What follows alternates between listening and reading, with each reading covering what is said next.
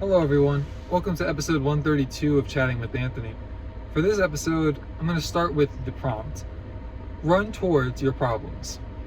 Now, that almost sounds unwise to an extent.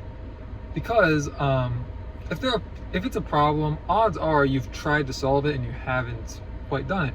And so just running headfirst at it without really having a plan isn't necessarily wise. But and that's how I would interpret the phrase, or at least how I would have interpreted it.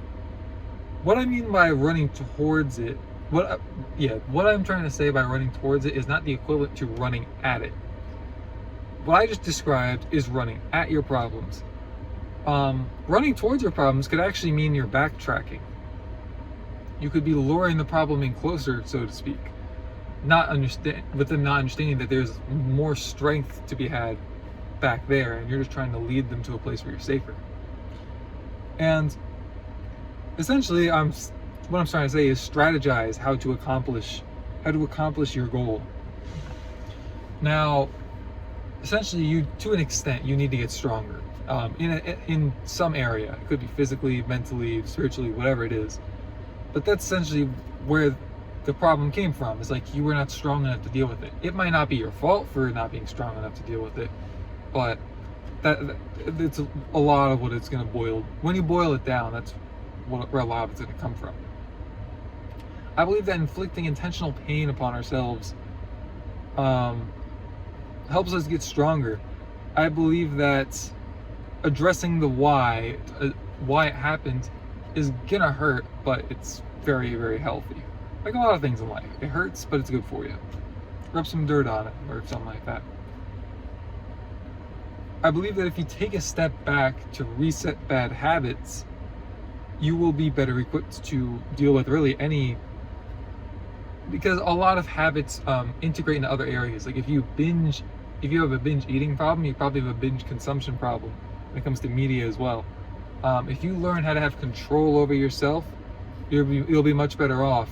If you have the more self-control you have, the easier life will be for you, just in general.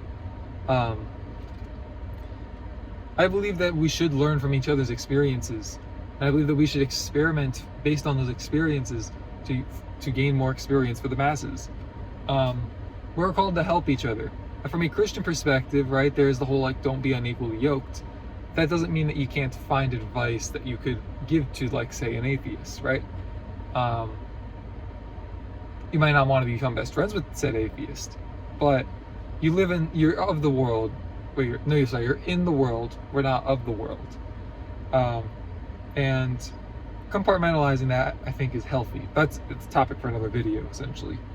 And I would also remind you that if you're running away from the problem, you have disdain for it. You're proving that you don't like it.